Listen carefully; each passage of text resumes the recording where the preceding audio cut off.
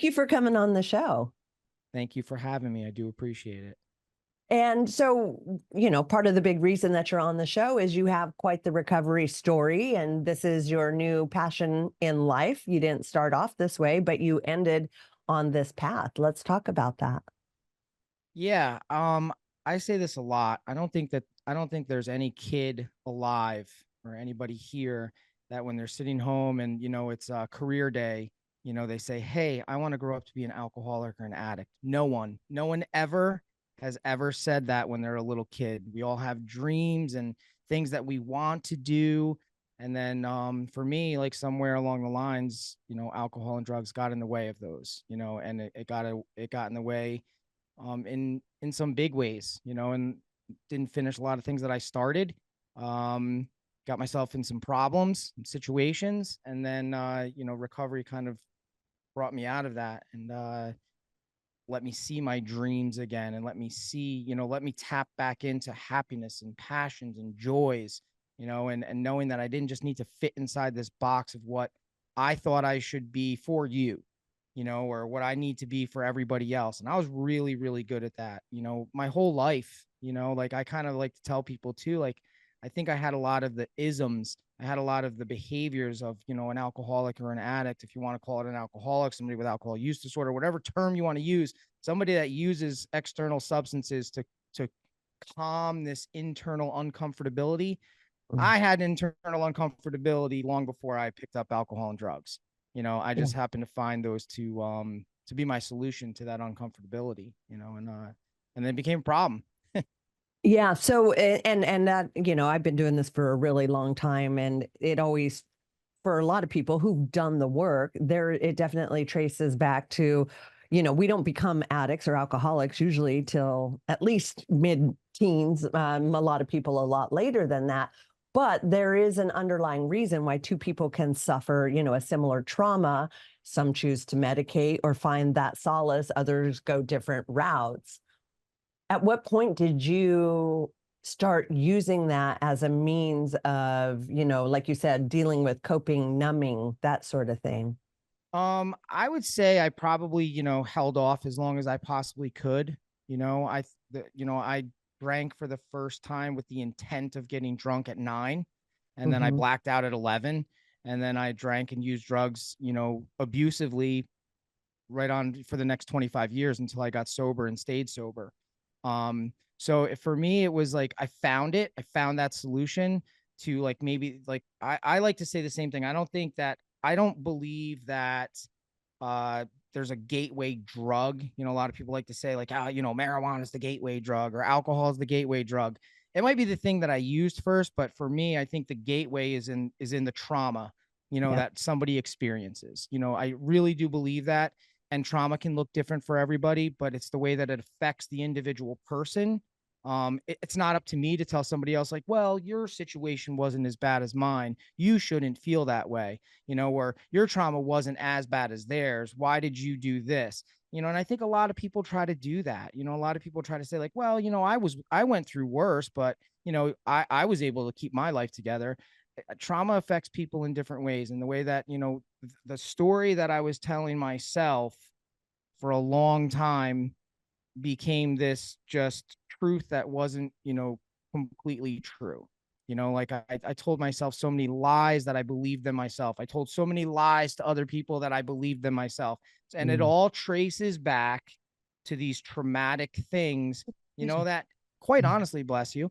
And quite honestly, like some of these things, that happen to us, to me, like, when we're so young, and if we're not talking about it with somebody else, okay, so here's where that fear and shame and secrecy started.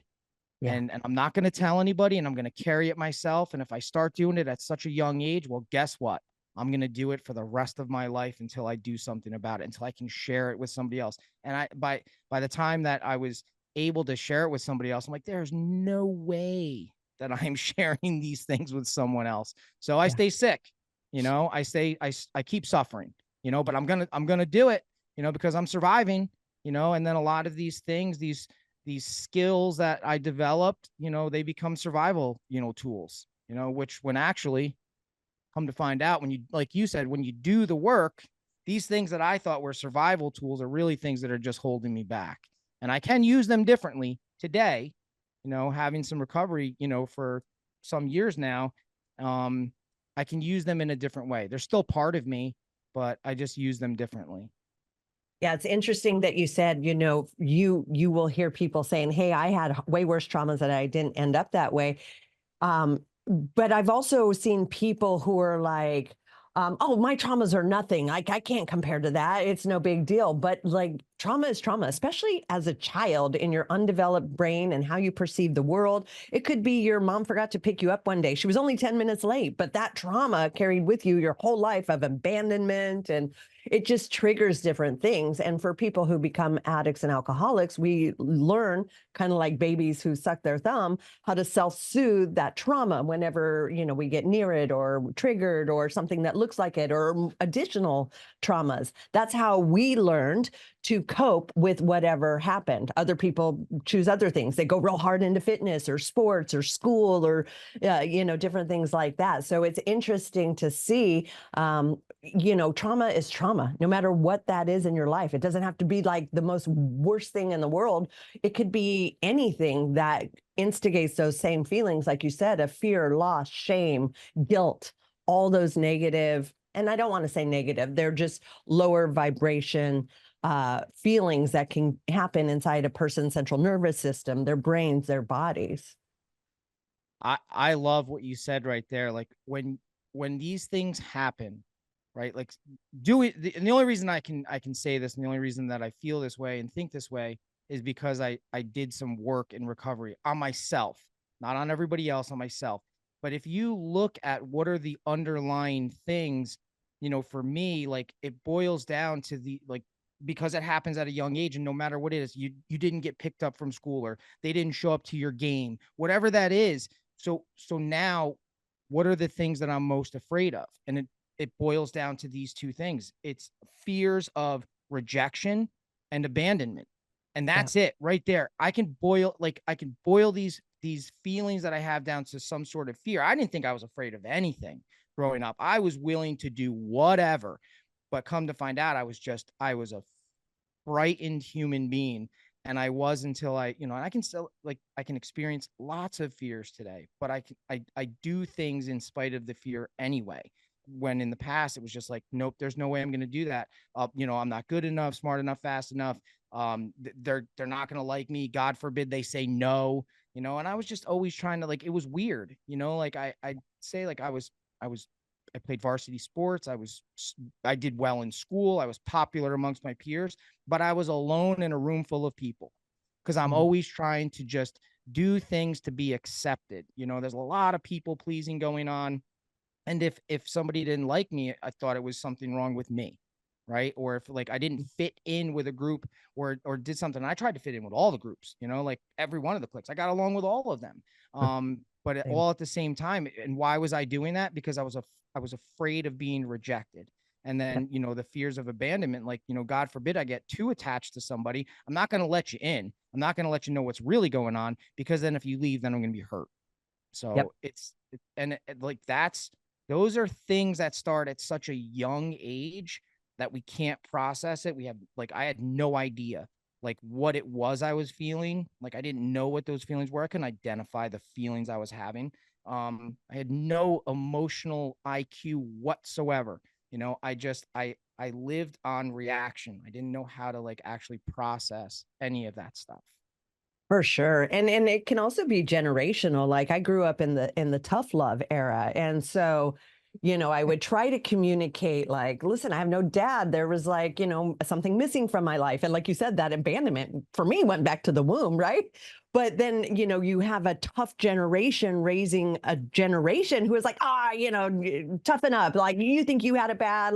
I walked uphill both ways and so, and they minimize your ability to process whatever you're going through, because, their survival is, yeah, bad stuff happens to everybody. Don't dwell in it. Be tough. That's how they've coped. And so that was like the parenting style that I received, which is, okay, maybe this stuff stuck, but you need to man up, and that's how you're gonna cope in life. And so, like you, the way I manned up was finding substances that help calm my nerves so I could man up. I could be brave.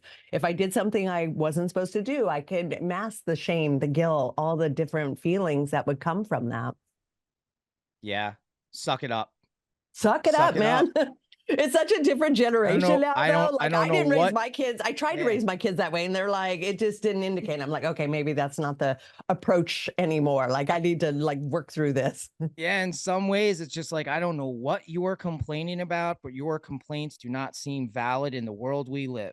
You know, like Yes. that's kind of what it is. And like when you're so young, it's like you don't understand. I guess there's ways to say what the message that was trying to be convened, like, hey, don't make mountains out of molehills. Like Yeah. maybe like you know what I mean? Like and that's the thing. It becomes like now if I'm left to my own devices, if I'm left sitting inside my own head because I don't want to say something because I'm just going to be told to suck it up. Now I'm going to be like, okay, I'm going to try to figure out, okay, I'm playing out every single scenario that could possibly happen. And I've got 18 million scenarios over the way this situation is going to turn out because I don't want to share it with somebody else. And they spin me, right? Like now I'm full of like anxiety and worry and more fear. What if it doesn't work out? And in reality, most of those scenarios that I play out in my head never turn out that way. You know, they don't, but I'm told to suck it up. I'm not going to tell you what's going on. I'm just going to figure it out. I'm going to figure it out. And, you know, I kind of thought I would figure everything out. And that was one of the hardest lessons I had to learn is when it came to, you know, alcoholism and addiction. I really thought that I was going to figure that out too on my own. And I couldn't, you know, and I Yeah. couldn't. Well, and this is such a hard lesson for so many of us that had that hard mental aspect of being tough is that whole surrender piece. You know, like maybe you don't have to figure it out, and maybe you don't have all the answers, and maybe you just need to trust. And that is so hard for so many of us. I would say it's a big block and barrier to a lot of people getting well because they're so afraid to trust because of all those underlying traumas. Trust you. Trust you, Trust trust you. God, trust Yeah. whoever. Yeah. What? Yeah, Yeah. no shot. And quite honestly, it's like it's that surrender that finally like how much suffering is enough, you know, when and it doesn't have to be that way. And I think like that's the message I like to tell people too. Like you nobody has to take the elevator to the bottom floor. And I promise you that if you do take it to the bottom floor, there is a basement. So how far down the elevator do you want to go? Pick a different floor, you know, pick a different floor to get off of and trust me when I tell you, like, and that's why I think it's so important. Like, being able to share a message with other people that are kind of that have maybe having the same thoughts and feelings that I had with those trust issues. Like if I openly share with another person that I felt the same way, and this is what happened to me, and this is what I did, and this is what thing, you know, this is what things are like now. Um, there begins to be a bond. It's not somebody that just thinks they know what they're talking about is telling me. It's somebody, it's a group of people, it's a bunch of people, it's a tribe of people that have lived through very similar things, maybe not the same, but very, very similar, and they found a way out. So I can trust that when I can trust because it's standing in front of me as tangible evidence that, hey, it is possible. What are you willing to do to see changes in your life? And I think that's the key is like the trust factor. If I can't openly be vulnerable with somebody because I think they're gonna like run away or laugh in my face, then I'm not gonna say anything. You Yeah. know, today it's a little bit different. I don't like I have thoughts and feelings around the idea of, you know, I'm not concerned so much with what other people think about me or say about me. Um, because what other people think or say about me is none of my fucking business. Like it's not like it's really not my business. They can think and feel whatever they say. I don't need to defend myself if I'm doing the right things. It's when that necessity to defend myself when it's like I need to take a look at myself and like, okay, is there a point to do I need to own something here? Yep. But if I'm doing the right things, if I know I'm doing the right things, my motives and my intentions are in the right place, I don't need to defend what I'm doing. And if somebody doesn't like it, that's on them. It's not me. And I never saw it that way. I always felt like, please, like I wanted to explain, to them, I wanted to explain why I'm right, they're wrong. And when I try to do that, like the reality is like me trying to prove somebody else wrong and that I'm right is just wrong. Like I Yeah. don't need to do that. Yeah. State the facts, state, what's my truth. And if people accept it or not, that's on them, not me, you know? Absolutely. And at the end of the day, if you're, like you said, doing the right things, like you don't need to utilize that space in your brain and head. Some people say taking up rent free, when it's like I have nothing on it. If you have that much attention on it, what is happening in your world? Like you said, that perhaps you're not taking accountability for, you're not seeing it as it really is. Like, why is it hanging up for you? Because it's not hanging up for me. So what is that? Unless, like you said, there's something there where maybe you do feel like a twinge of guilt or shame. Maybe I shouldn't have done that. Maybe I did something wrong. Then that's an opportunity to look at things and say, hey, none of us are perfect. We don't always do the right things all the time. Maybe our intentions are right, but doesn't mean it's always the right action. And then it's an opportunity for growth, because then we can look at things and say, ooh, yeah, okay, I can see how maybe that was the wrong thing to do. I apologize. You be the bigger person, and then you're done with it. That is a really, really good point. Like when we say that our intentions are good and like maybe our actions didn't follow. Like, so it's really crazy that as human beings, and I think we all do this, we're all guilty of this at times. I know I certainly am, is that we tend to judge other people on their actions and not their intentions. Yet we judge ourselves on our intentions and Mm, not our actions. So like there's this cross, we're kind of missing sometimes like, so this other person, I may, okay, I get upset. Why? Because their intention was to do this, but there was no action to follow. So now I'm yeah, upset. Yet on the same thing, if I did it, like, well, my intentions were good. I just didn't get to it. Right. Like my intentions were good, but my actions didn't follow my intentions. Like I try my best to make sure that if I have an intent to do something, I do it today. Like I try my best to do that. I want to be an upstanding, I want to have a character that people will say, like, hey, if Mike told you he was going to do something, he's going to do it. yeah, Like that wasn't me. That was not me prior to recovery. This is all, this is after years of working on myself, not trying to get everybody else to fall in line with what I thought things should look like. I listen, I wrote the script, I handed it to you. Everybody, here's your part, here's your part, here's your part. Now, action. Everybody go. And when like that was it. Like if you didn't follow the script, like now I'm upset. Now I might cancel you out of my life completely. But it's not up to me to do that. So like the intention and action, like I need to make sure I need to make sure that my intention, falls in line with the actions that I'm going to take. And I need to make sure that that I take those actions. It's the only way I'm going to grow. It's the only way that I'm going to progress. And that's where I find happiness. I find happiness in the progression of things. It's crazy, but if I'm set on if I'm looking to accomplish something, and I take a look at where I'm at, where I want to go, because I have to know where I'm at first. Otherwise, I'm just spinning. So I need to be very honest with myself. All right, this is where you're at. Now let's look at, how are you going to do this? And then start moving towards that. And whatever progress it is, as however small it is, if I'm just making little bits of progress, those things just stack up, and yeah. when I first got I sober, I thought like, okay, I'm putting down the bottle, right? Drank and abused drugs for 25 years. So I'm done. I want everything better.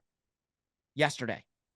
Doesn't happen that way, right? Like, but I mean, yeah. I thought like, hey, why am I not feeling better? I'm not drinking. Why don't I feel better? And then it really had to dawn on me. And the first time I ever heard it, and like, I say this a lot, like the further away I got from the alcohol and the drugs, the faster the spinning was in my head and the tighter the knot was in my stomach. Mm, So it's not the alcohol and the drugs, it's me. There's something going on inside. Like those things were just the symptom. They're the solution to the uncomfortability I'm feeling. So now we need to do the work. Now we need to dig in and find out what is it that is making you feel this way. I see it a lot with people. Like there's a huge movement, with people in sobriety, which is great. I love to see it. But like if there's not if they're not continuing to try to grow as a person, they're just going to put down the drink, then they're going to say, sobriety sucks. Right. It's not for me. I tried it. Did it for like, 30, 60 days. I did it for, 3 months. And, I just didn't, yeah, I felt a little bit better, but I don't know. Everything was just kind of like crappy in my life. You know what I mean? Like I just couldn't feel right. Because why? Why didn't you feel right? If you're not asking yourself those questions, if you're not digging in, like, all right, why are you so anxious? Why are you so worried? Why are you so scared? If I'm not answering those questions and willing to dig in and find the answers, then I'm going to feel that way. And that's what was very, perplexing to me. The times that I would try to stop drinking, I couldn't stay stopped because the uncomfortability became too great. And what? I drank again. So Yeah. with a program of recovery, having these tools available to me, I'm able to take a look at those things, as uncomfortable as they may be. I want to know, like, that is like one of my obsessions, and it is an obsession, is like self-awareness and like personal growth, because the better person that I can be today, the better person that I am for everybody in my life. And that matters tremendously to me. I didn't care what other people thought for the most part, in a different way than it is today. Like today, like I don't want to, the people that I love the most, I don't want them to look at me with like just disappointment, because I'm just an asshole, like I don't want to be that, Yeah. in the past, I didn't care, you Yeah. know? Well, I like how you said happiness, and this is, the whole crux of being an addict or an alcoholic. Happiness for you is doing the right actions, and that is like the opposite of addiction, which is I need something to feel happy. And so I like how for you it was action. And you're right. A lot of people don't like that uncomfortableness. It's new, it's different, it's awkward. They don't want to do the work to get through that without like, oh God, this sucks. I got rejected. Let me just go back to what was, because in their minds they perceive like it's just going to get worse and bad and terrible. And when you learn to just sort of sit with it and go through it, you get through it, then the confidence comes. The actions are what leads to the happiness, not the let me take something to get that happiness. And that's part of the whole generation and the world we live in, is that instant gratification, instant numb, instant like avoid. And it's really like trying to do the opposite of that, which is just sit and do the work to get through it, especially through the uncomfortableness, because that's where the growth comes. Yeah, pain is my portal to transformation, right?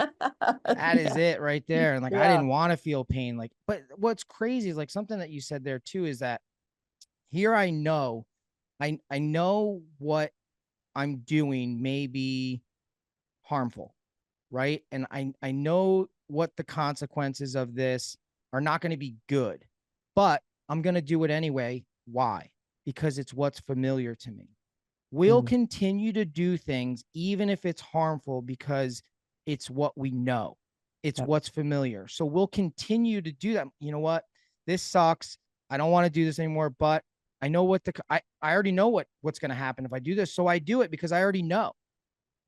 It's the hard thing is doing something new, trying something different because of the unknown, right? Like I don't know how this is going to turn out, so I don't want to do it. Well, that's where the excitement also lies.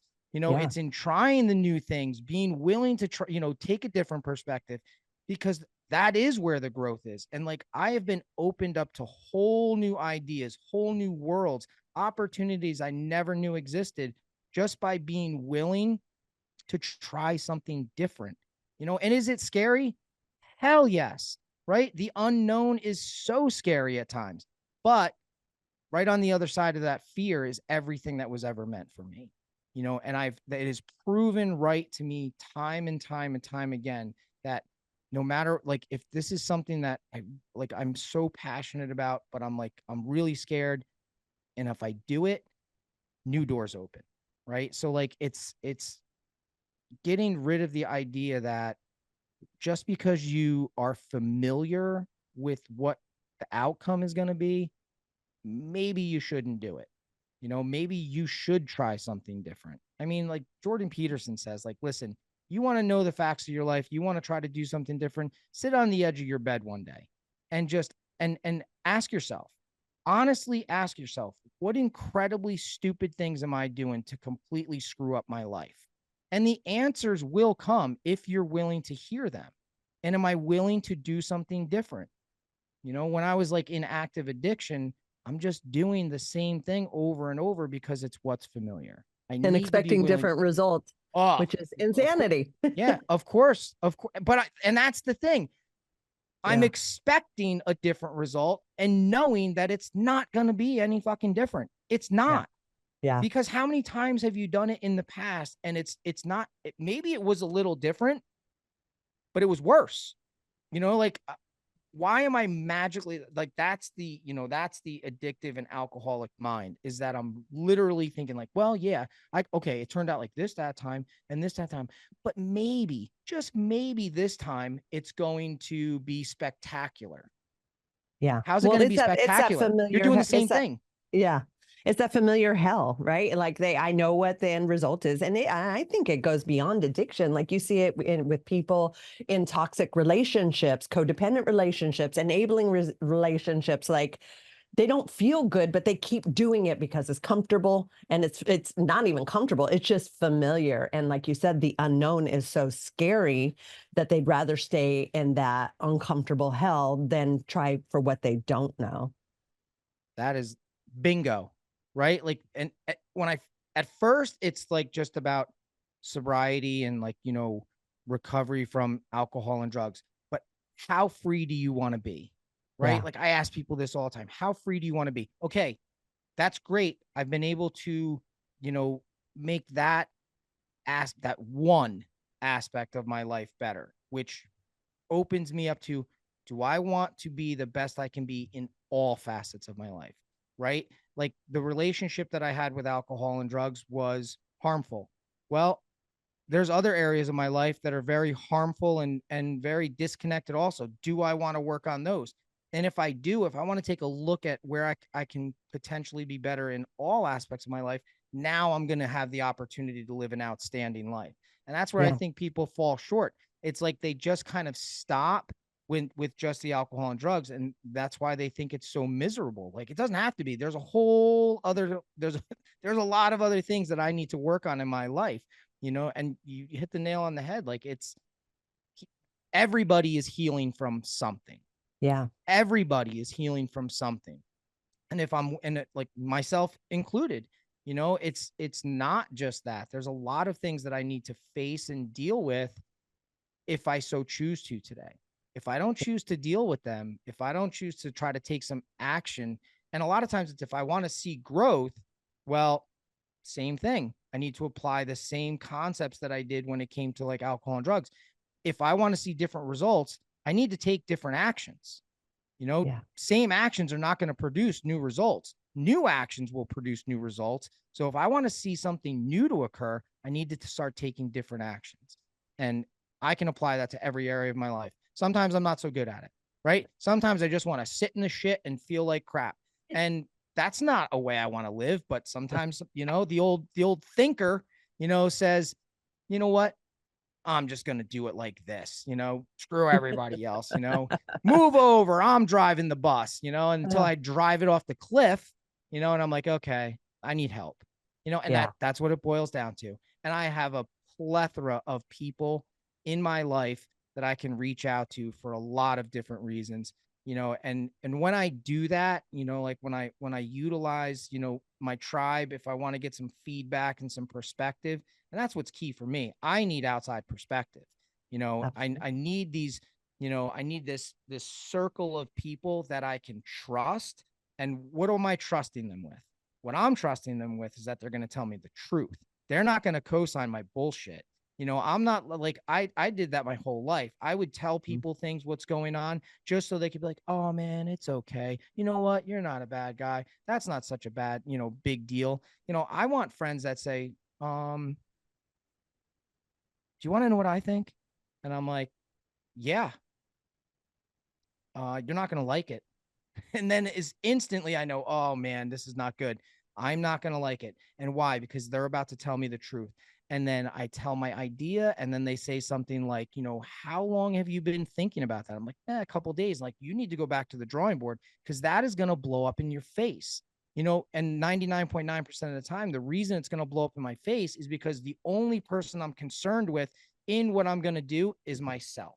If I'm only thinking about how a situation is going to affect me, not taking into consideration how what I'm looking to do is going to affect other people, it's not going to turn out well. For me, it's not going to turn out well. And I need people in my life that are going to tell me that truth. Like, dude, you're being a selfish prick. You need to go back to the drawing board and think about how this is going to affect other people.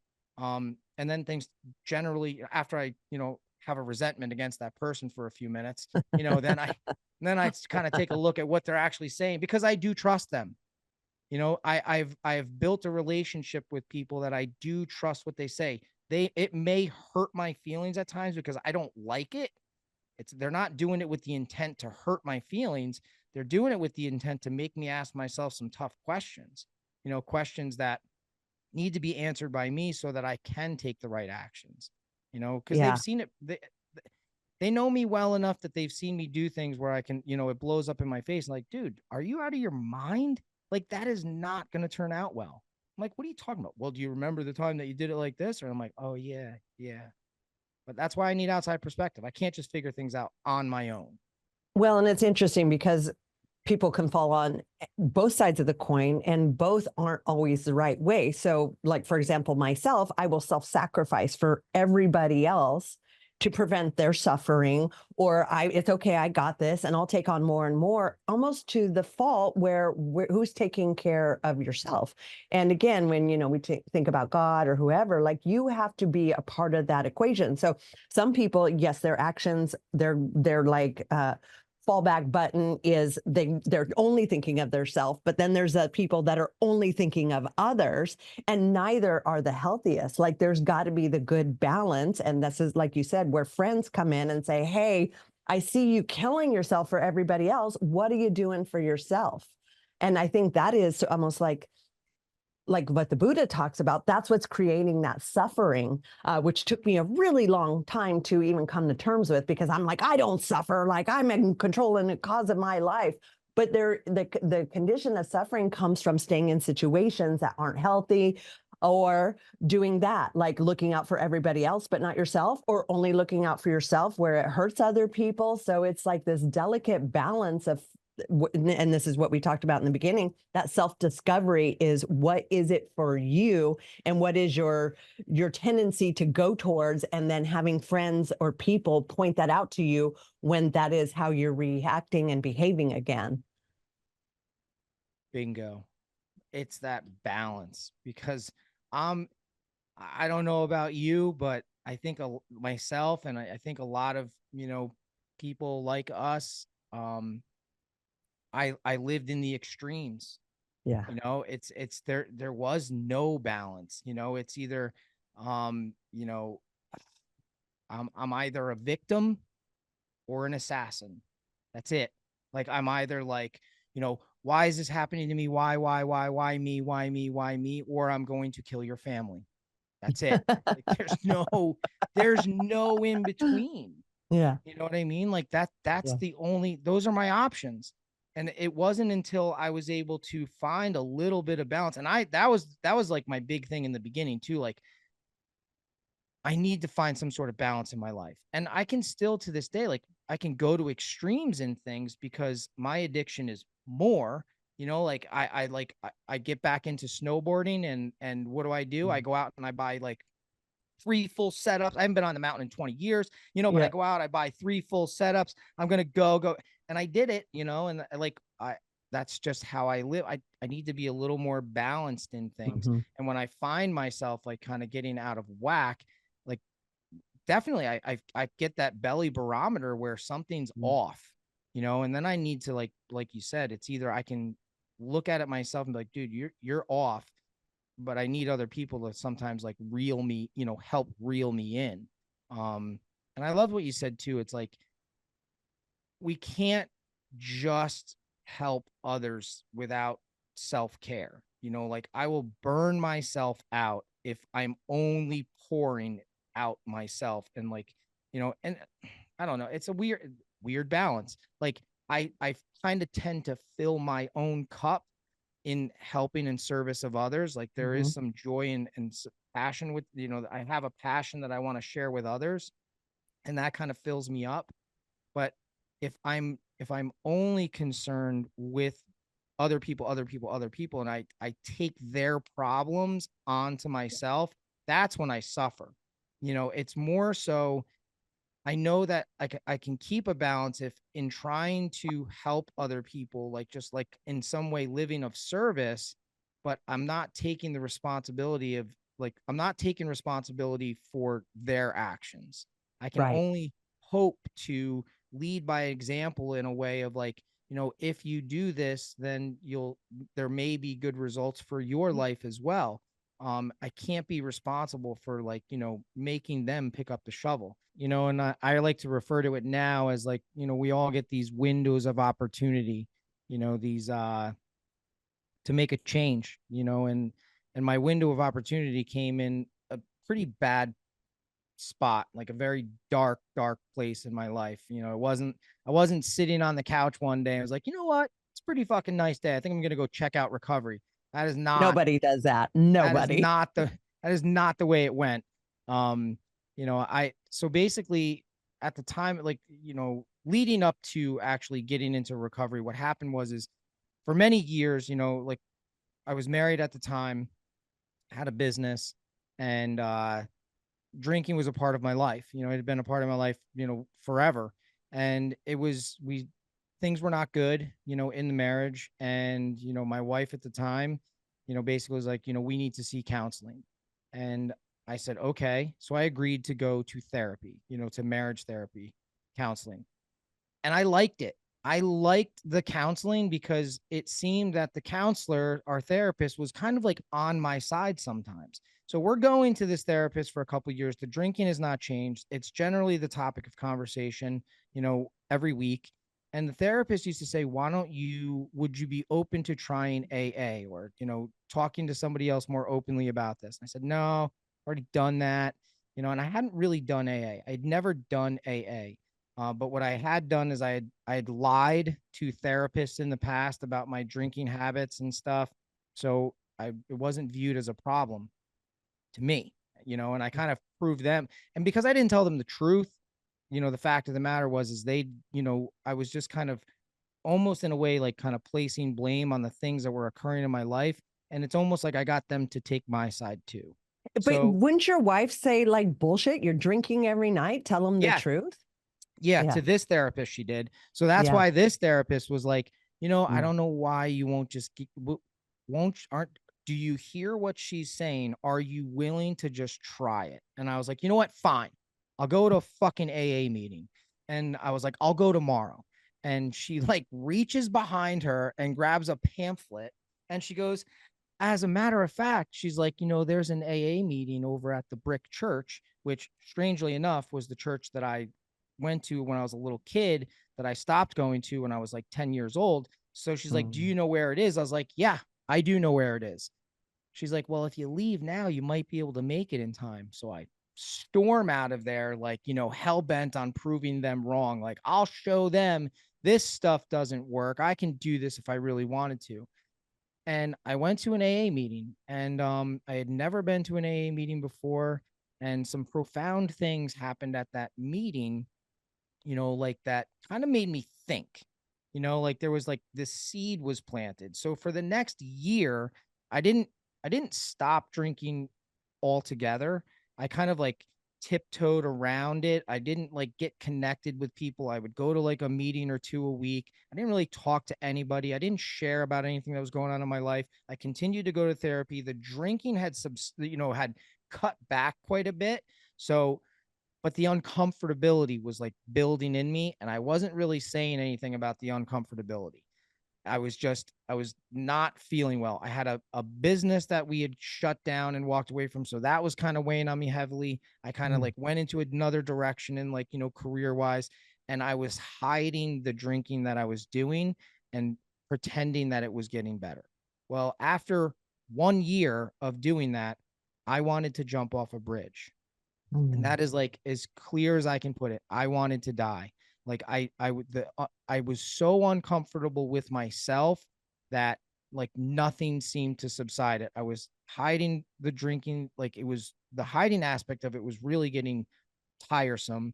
And I had this thought in my head that everybody would just be better off without me. Like, Uh, they'll get a good, life insurance policy settlement, and I had 3 kids. I had I was about to ask that. Like, so dang. my daughter was 10, my son was 7, and the youngest was 4.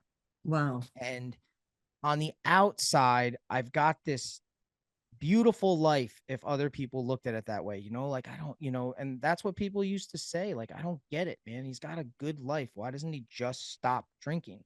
But what people didn't understand, we alluded to this before, is that when Mike just stops drinking, the further away I get from the drink, the faster the spinning was in my head and the tighter the knot was in my stomach. The Mhm. uncomfortability is so much. It's so great for me that I didn't want to live.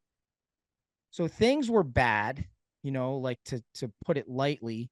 I was told, you know, get at like I wasn't welcome, in the house, to put it as kindly as possible, and understandably so.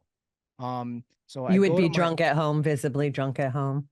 yeah, I mean there were well, not so much in front of like the kids and stuff, but like definitely, you know, it was known. Yeah. And I mean, listen, there were plenty of times prior to that, like plenty of times I would get home at whatever hour in the morning, the house is locked and Yeah. there's no way in, and there were plenty of times like that in my life. I mean, I put that person undoubtedly through hell. um, Well, and it's interesting because you were talking about having the suicidal ideation. Like alcohol is a depressant, like physically and mentally. And I think a lot of people are like, no, it makes me feel good. It's social. It's all that. But it's like, yeah, but then there's the other side of it where it is actually a depressant. And so these feelings that you were feeling, is your body and brain were being poisoned.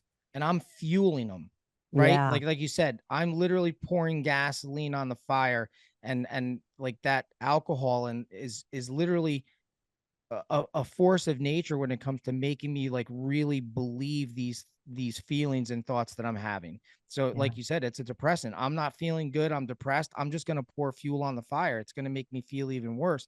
So those suicidal ideations, like, they're getting stronger, and I had them plenty of times in the past, and I kind of thought it was just normal. Come to find out, wanting to kill yourself is not normal, right? Like, it's not something everybody does. And when my mom found out, like, because now I'm at my mom's and kind of told her when she asked, like, what is going on? And I told her, she was petrified, right? Like, she was like, you have to do something. Like, Michael, please, please do something. Would you get help? You know, and I was like, well, I've been going to AA for like a year, and like I just can't stop the drink. She's like, would you consider going to rehab? And I was like, yeah. I said yes, right? I said yes, I would consider that. So she starts looking, she's like, why don't you start looking to see if we can get you into a rehab? You would be willing to do that? And I said yes. And she's like, I will do everything I can to get you in somewhere. So here I am at night, and my, this is the insanity of it, right? Like, my mom and her husband would go to bed, and I would go to the refrigerator and, start drinking while searching on the computer for rehabs. And I found some beautiful places, let me tell you. Found some Sure. gorgeous places, beaches, pools, Yeah. spas, great places. Massages, whatever Oh, you yeah, want. yeah, yeah. These are wonderful. I'm like, rehab's going to be awesome. Yeah. I'm like Yeah. excited about it.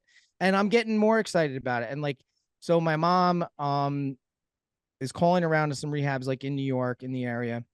Everybody's beds are full.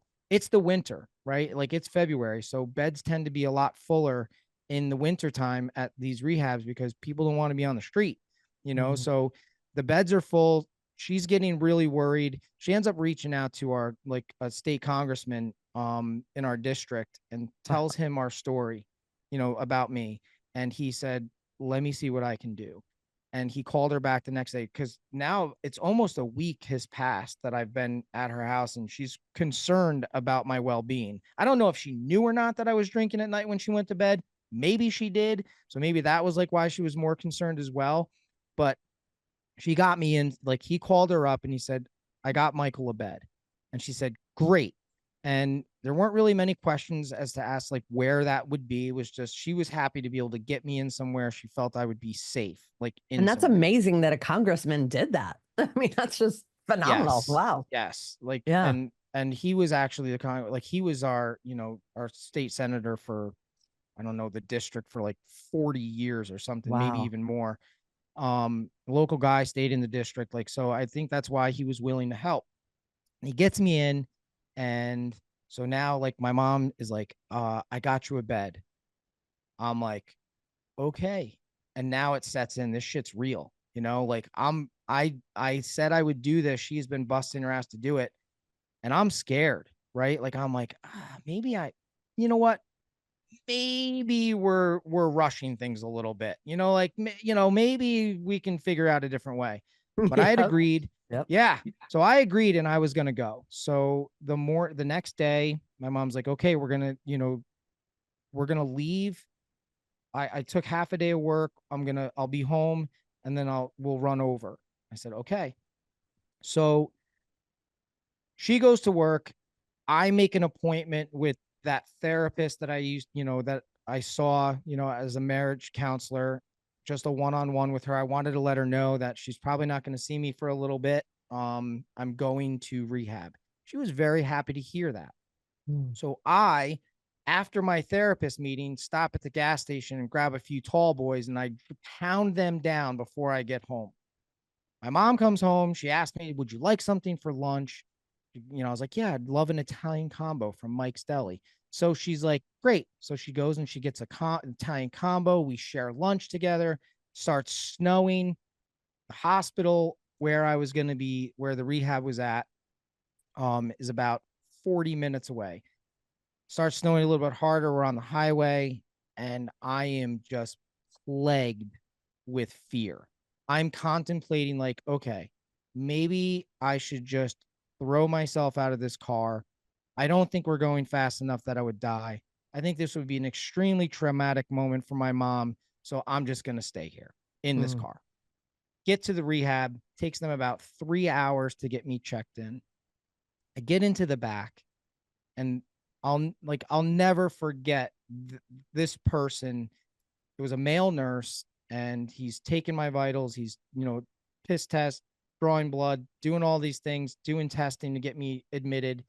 And he asked me a question. He said, so when is the last time that you drank or used? And I said, a couple of days ago, maybe. I've been staying at my mom's. And he goes, let me ask you again. When is the last time that you drank or you used drugs? And I said, this morning. He goes, there you go. For once in your life, just be honest. And he was like, you're here for a reason. The amount of honesty that you put into what you're doing here is that is the only thing that is going to help you. So I said, okay. So then we're in the elevator going up to to the unit. And I said, do you have any other advice? And he said, yes, I do. He said, stay out of the bullshit. Don't get involved in all the drama because there's going to be plenty of drama on that floor. Remember why you're here. I said, okay. So it's late at night by this time. It's got to be 10:30, 11 o'clock at night. Everybody's already in bed. They check me into I check in with the nurse's desk. I go to my room. I get up the next morning. I walk down the hall to the meeting room and I'm like, this is not what I was looking at online as a rehab. I am on the third floor of a MICA unit at a state hospital, and this place is not for me. This ain't going to work. This is not going to work for me.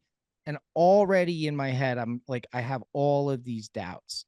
Yeah. So I stick it out. They tell me, well, first of all, there's about 23 people there. And the first day, guy comes in and he's like, I want everybody here to take a look around. He goes, maybe two of you will actually get this and stay sober with long-term sobriety. I'm like, fuck, these don't seem like very good odds. There's like 23 people here. You're going to say two of us might get this? And then I kind of started to like it because I felt it was safe that like I wasn't drinking, but not allowed to do anything. There's no smoking, no drinking. You're allowed to go outside for about 30 minutes a day, but it's winter. So do you really want to go outside if you can't smoke or anything anyway? Um, they tell me that I'm gonna have a meeting with the psychiatrist tomorrow. You'll have that meeting with them. So day 2 comes, I don't have the meeting with that person. Day 3 comes, I don't have a meeting with that person. I'm getting frustrated. I talk to my mom, during the day, like once a day. I tell her like I'm supposed to have the meeting with the therapist. I haven't had it yet. So I'm like, you got to find me someplace else. This place is terrible. I don't like it. Yep. So finally, I get the meeting with the therapist. The person's just basically, I have like a 35, 40-minute session with them. Um, and at the end of that session, he hands me a script for anxiety and depression. Now, I've never been diagnosed with anxiety or depression. Um, this man, like, after that, I'm excited. I'm pumped. I'm like, sweet. I'm going to go down to the nurse's station. I'm going to get these scripts filled and I'm going to feel okay. Yep. Well, I open the door and I walk out, and I'm by no means is this any sort of like medical advice for anybody, but this is just how it went for me. There was a man standing outside the door, and his name was Tony, and he came in every day. He was from an outside group. He would come in every day. He sat in on meetings with people. He talked to people. He had long-term sobriety. He had like a program in his life. Um, and he asked me, how did it go? Because he knew that I was finally getting this. I had vented and bitched to him enough over the last couple of days about my situation that he knew. So like he's waiting outside the door. He said, how did it go? I said, great. Said he gave me a script for anxiety and depression, going down to the nurse's station to get him filled right now. And he's like, let me ask you a question. I said, yeah, have you ever been diagnosed with anxiety or depression? I go, no.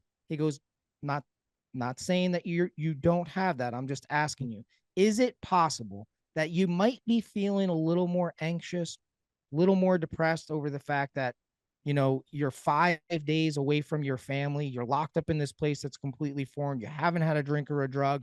Is it possible that like maybe that's why you're feeling that way? Yeah. No smoking, no going outside. Like, yeah. He's like, is that possible? And I'm like, he's like I said, I'm not telling you not to fill that script. I'm just asking you honestly, is it possible that that could be what's going on? And I said, yeah. He goes, I'm not saying, he's like, I'm just, a suggestion might be like, maybe instead of just getting rid of that uncomfortability that you have right now, maybe don't fill the script just yet. Maybe you want to wait a couple of weeks, see if these feelings subside. He goes, because you're not going to get through those feelings unless you're willing to feel them and work them out. And I took his advice and I Yeah. didn't fill those scripts. Yeah. And later that day, it was phone time, and it was my turn to be on the phone. And it was February 17th, 2008. And it was the day before my 4-year-old son's birthday. He was Mm. turning 5 on February 18th. And I'm on the phone with my then 4-year-old son, who was asking me, hey, Dad, I'm going to see you. He's like, you're going to be at my birthday party tomorrow, right? And I was like, I don't know, bud. And he's like, no, no, no, no. You know where it is. You know what time it's at. I'll see you tomorrow, Dad. Ugh. And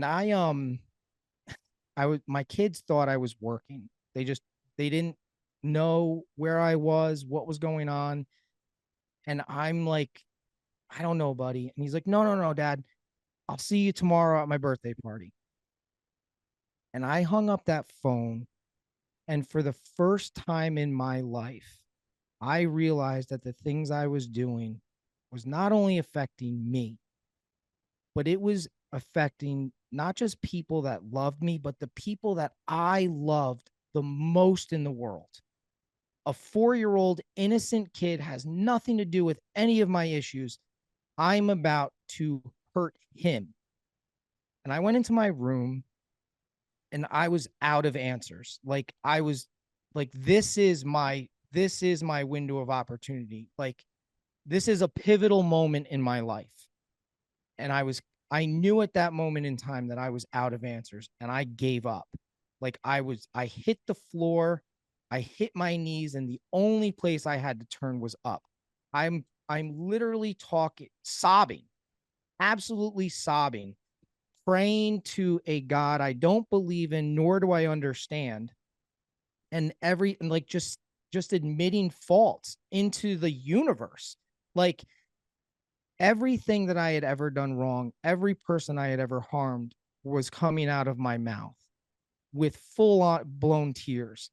And the only thing that like I could say at the end was, if you are real, whatever you are, I promise I will do everything I possibly can to stay sober if you just help me. And I can't explain it in any other way, but something happened. I felt okay inside for the first time in a very long time without any alcohol, without any drugs. And the tears dried up. And I stood up and I was just like, things are it's literally like something was saying, it's going to be okay. You are right where you're supposed to be. Everything is going to be okay. And then there's a knock on my door. And I'm like, what the hell is going on? So the door knocks. It's the nurse. And she's like, you have a phone call. And I was like, okay. They're like, it's your mom. So I'm like, okay. So they let me take the call at the nurse's station. I'm like, hey, mom. And she's like, I found you another bed at another facility. And she's like, I can pick you up tonight or tomorrow. And I'm like, Mom, I'm not going anywhere. She's like, what are you talking about? And I was like, I can't explain it. I don't know, but everything is okay. She's like, are you okay? And I'm like, Mom, honestly, I've never, yes, I am okay. I cannot explain to you what just happened to me, but I am okay. She said, okay, all right. And I stayed, and then that was literally the start of my recovery. Like everything that I did from that moment forth while I was at that rehab, like I was all in. Like I was willing to listen to everything that was being said. I started to open up about things like that had happened in my life. I started talking to a couple of the people that were there, along with me. Um, and I started to find out a lot of like just truths about myself, and I started to take a look at a lot of the wrongs that I had done in life to other people and what I needed to do next. And I ended up I had to leave after 10 days because my insurance company said that they would only pay for 10 days, which I had a meeting with the hospital, and this is what's completely fucked, is that I sit there with them and they're like, listen, your insurance company will only pay for 10 days of your stay. This is your first time at a rehab. This is what they'll pay for. They will offer you IOP.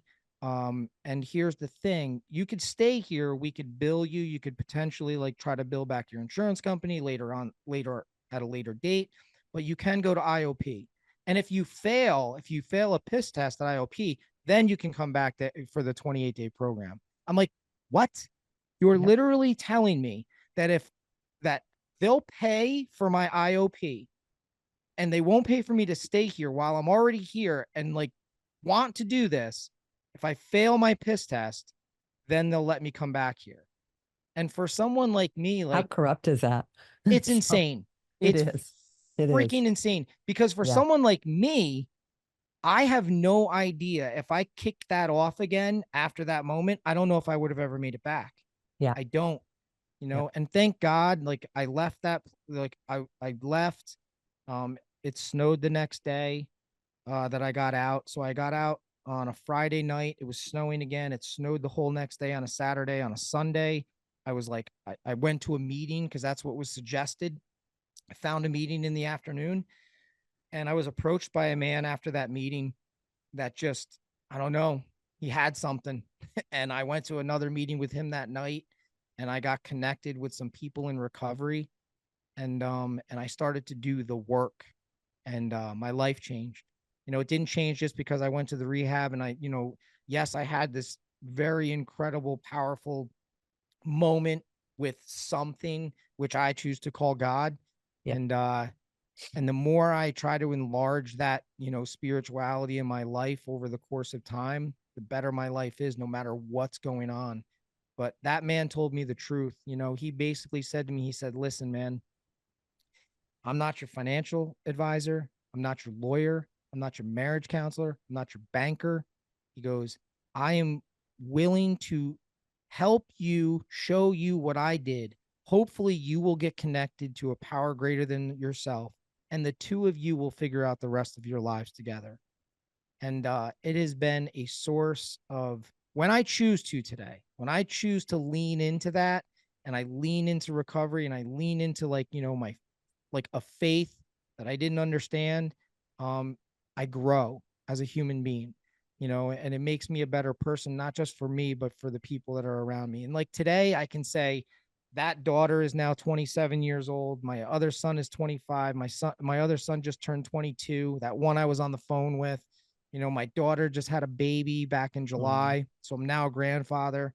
that's And those awesome. kids, like, they haven't seen me drink for over 17 years. And like, for me, that's amazing, and I think that it enables me to be there for them in ways that I never ever would have been able to be there for them if I was drinking. Yeah. I know I wouldn't, and that's like why I say, like, today I don't want to, I will not take the chance. I don't want to risk ever going back out again, because I don't know if they would look at me the same. Yeah. And I don't want to live with them looking at me with some sort of disgust. Like, I'm going to do things that probably upset them, but drinking or using drugs is not one of them, and Yeah. I have that choice today.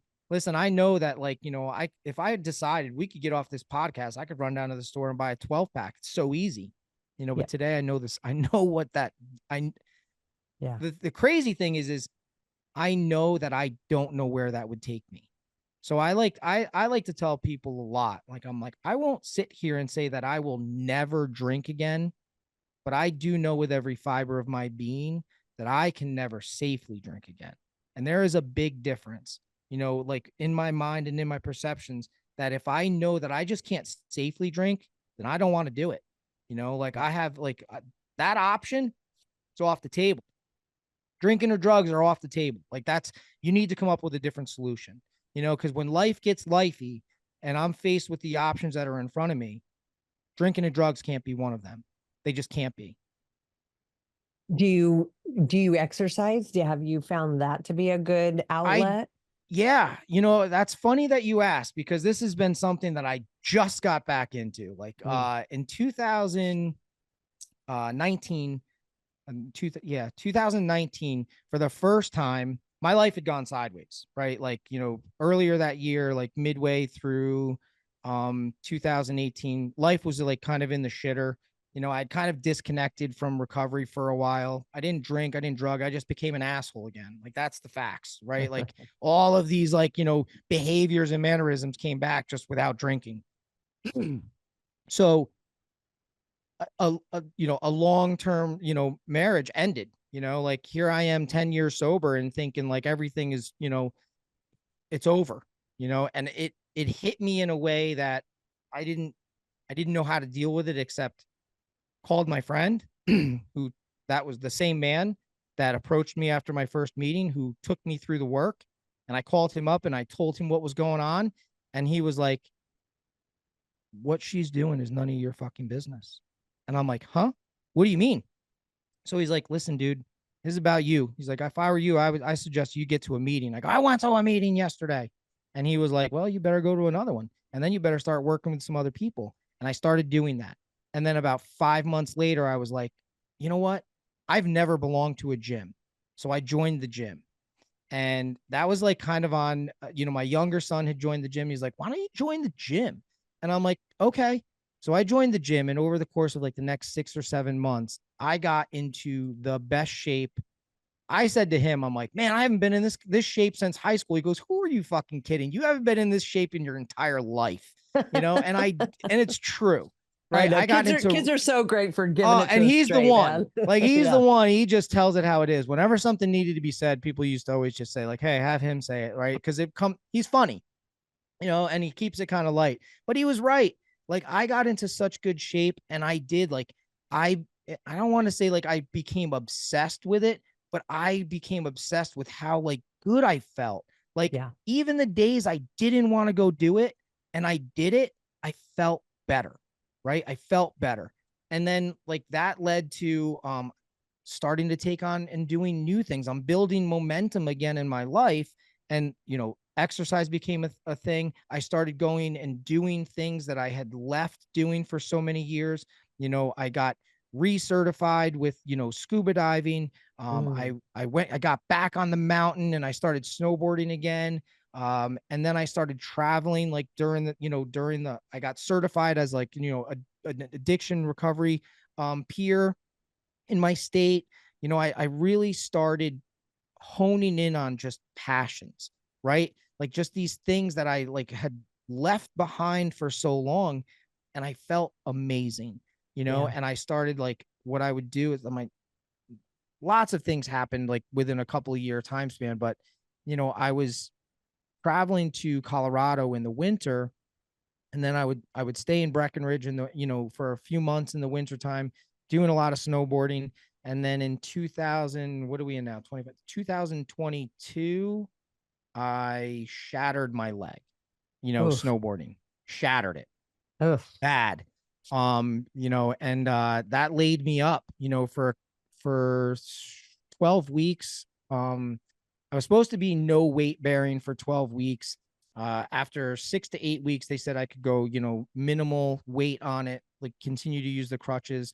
So for about about 6 months, I still had my crutches, but I was putting weight on it. And my goal, I was in a really good headspace when this happened. So my goal initially, immediately was like, this is happening for a reason. This didn't happen to me, happened for me. I'm going to find some sort of magic in this moment. And I was able to, right? Like, and I said to myself, I'm going to be back on that mountain in 1 year. Mm. And I did. Like I made it back on the mountain 1 year to the date of my surgery. So I was really happy about that. But in all that time, like then another year goes past. I didn't ride at all last year. I And then this year I was like kind of, I don't know. I wasn't in that shape that I was in anymore, and Yeah. I like and lo and behold, the inspiration came from another person in recovery. This other person, that I'm, friends with in recovery. He's just started this, he was telling me, he's like, you know what? I made a bet with a guy at work that I couldn't lose 20 pounds in 30 days. And he's like, dude, I could lose 20 pounds in 30 days, no problem. He's like, so we made a bet. And I was like, I've been thinking about I need to get back on the treadmill. I need to start, getting this stuff going again. So I did. I like literally I jumped on the treadmill just to try to start, getting some action going again. And it's funny because I started it last Friday. I was going to do the same thing I always did.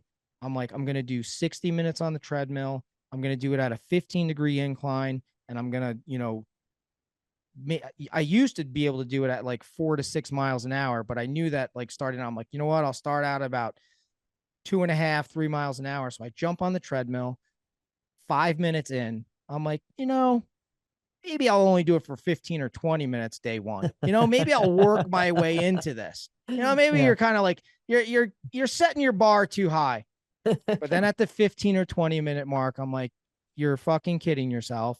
If you stop it now, you're not going to get it back on it tomorrow. I pushed to the half hour mark. And then once I made it halfway, I'm like, you know what? You can do the next 30 minutes. You can do the hour that you said to yourself, the commitment you made to yourself. And you've already Yeah. told someone else that you were going to do this also. You can finish. And I did. And then day two, I jumped on, and that thought didn't arise until about 15 or 20 minutes. And then like day three, the thought didn't really occur. And now, like, it's been like day five, and I feel great. Like I got up Yeah. earlier this morning because I knew we were doing this, and instead of doing my, getting on it when I normally do, I was like, you know what? If I'm going to do this, I need to get up earlier, get my, get that little workout in, because this is a commitment I've made to myself. And as we build momentum, I feel better. Right. And Yeah. it's like I can relate that exactly to recovery and to other people too, is like we feel better when we fulfill our own commitments. Yeah. Like because if I let myself down, then I go back to the same way I did things before. It's a pattern of behavior that I did my whole life. You know what I mean? Like if I say I'm going to do something and I don't do it, it's like, fuck it. What's the sense? I'll start next week. Yeah. Like this month just might not be the month. But I found like in recovery, the more committed people get, the more like, listen, I drank every day. I did. So I need to do something about my recovery on a regular basis. Yeah. Like it's not crazy to think that way. Same thing with like my physical health. Like, like if I'm going to make it a priority, a non-negotiable in my life, then I need to put some effort and action into it. And I promise the progress that is made is what makes me feel better. I already feel better because I can stay on the treadmill without that thought occurring, you know, for much longer. I'm able, like I've already been able to increase my speed on there a little bit. So that progress is what gives me that happiness. I feel like I've accomplished something, and they're little goals, but those little goals, man, celebrate them. Celebrate the little wins. I love that because I don't think we do that often enough. We don't validate ourselves for all the little things. I know for myself, I'm always expecting this out of myself. And so the little things, the actions, the taking the walks, the going to the gym, eating the right foods, drinking the water, it's just like, well, of course, that's just expected. But it's really not everybody's doing that. And it makes you Exactly. feel better. So you really should take the time because I'll be my own worst critic, but I also need to be my own best cheerleader as well. That's that is so perfect for you to say that. Often I should take my own advice. God, it's bonkers. Like you know what I mean? I'm offering all of this, like like knowledge or, just life experience to other Yeah. people. Like every once in a while after I like, share that with someone, I really need to sit and go, "Hey, dum dum, maybe you want to take your own advice sometimes because the stuff works. Why are you not applying this to your own life?" Yeah. So yeah, you're 100% right. 100%. I gotta like, and celebrating the small wins. Like Mm. somebody else had given me that advice, a couple of years ago. I said, listen, like no matter what the win is, no matter what the size is, you know, take some pride in that. Take a little Yeah. bit of pride in that because those little wins are going to stack, and you just start stacking those little wins. And next thing you know, you're far beyond where you actually wanted to be in the first place. Yeah. At what point did you decide, like, hey, I like this so much. This is the profession I want to go into, like that, your passion and purpose to help others. At what point in your recovery process did that kick in? Was that the 2019 when you started the recovery course?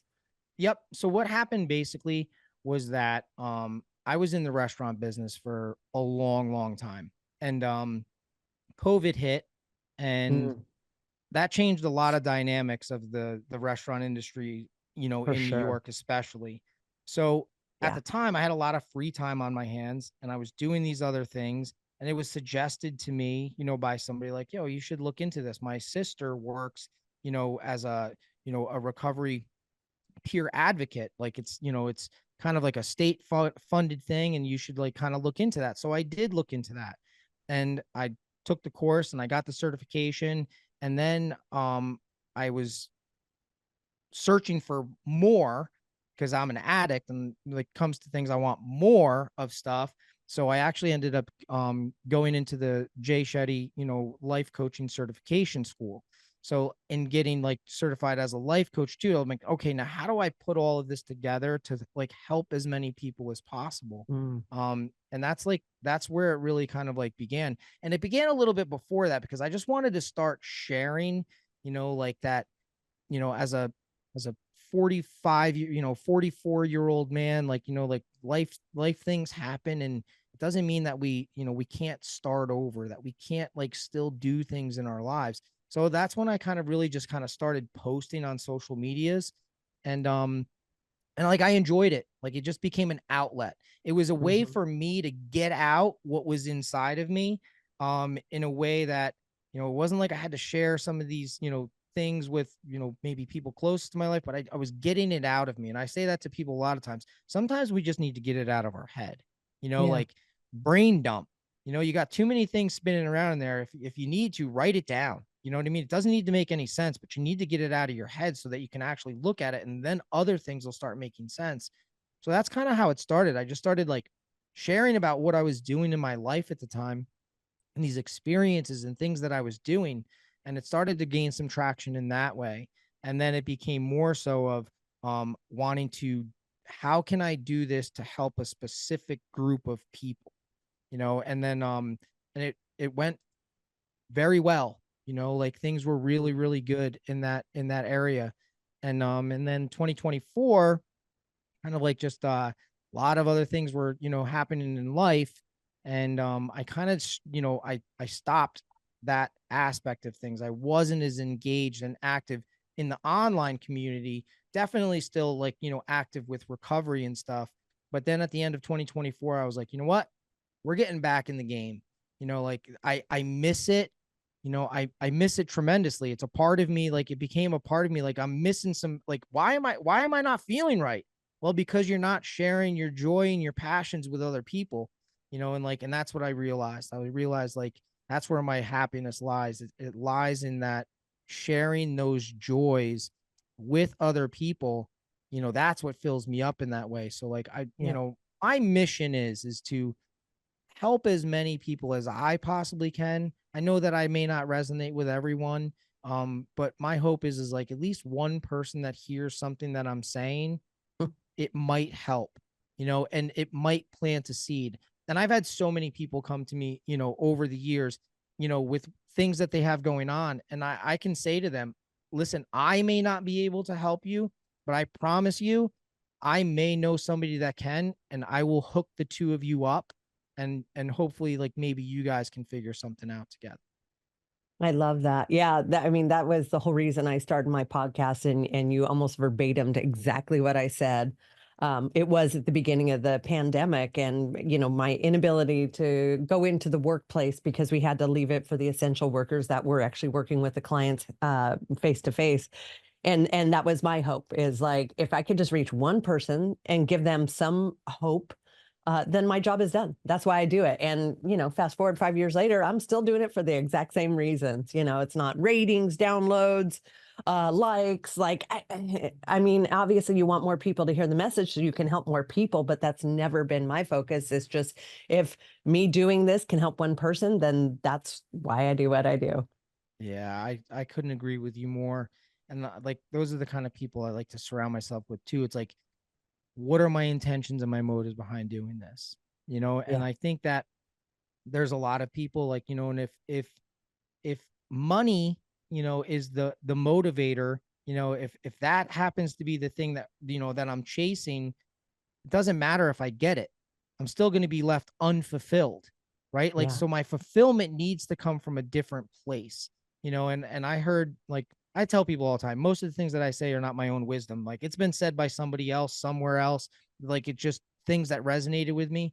But it's like the the ultimate goal, like in life, is like deep connections with other people. That is where you will find the most fulfillment in your life.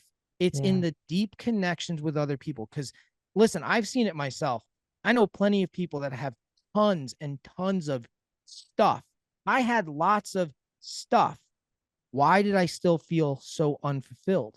Because I had walls up that didn't let anybody in, and I just didn't have, I had a lot of surface level connections with people, but no real deep connections with people. It's in the deep connections with other people, that vulnerability with others and the helping of each other, that I, that's where I have found fulfillment. Absolutely. And that is 100% the opposite of addiction, which is isolation and non-connection. When you go through recovery, or even people who haven't gone through recovery, it's that deep connection that drives all of us, which I think is like what fills all of our cups, whether we know it or not. Yes, indeed. I say it all the time. It's like I post about it all the time too. Get connected, stay connected, help other people connect. It's a beautiful formula. Like if you can, and that's the like I think the big one for me is like it's stay connected. Like you get connected, you start to feel good. Don't fucking run out.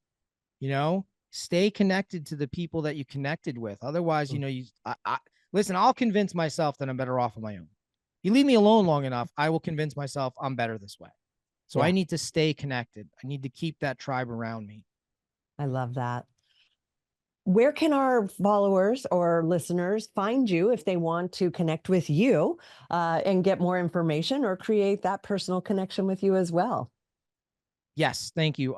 You can find me on Instagram. That's like where I hang out the most is on Instagram, and it's just at Better Beginning Now. And there's also like a Facebook group that Oh, nice. we're getting activated again that people can join. And it's just a good place that we want to, we want to other I think it's a good place for people to heal. And it was meant for not just people in addiction and recovery, but for family members of people that may be in addiction recovery. Because I think the more that we understand one another, the more we can all help one another as a community. So there is a Facebook group also. If you go to the Instagram page, there's a link there for the Facebook group. Hop in, see if it's for you. And if it's not, maybe it's for somebody that you know. Oh, there you go. I love that. Thank you so much for coming on the show today. I've really appreciated our conversation, and I think there was a lot of valuable insight that you shared that could definitely help others. So thank you for spending your time with me today. Thank you, Angie. I really appreciate it.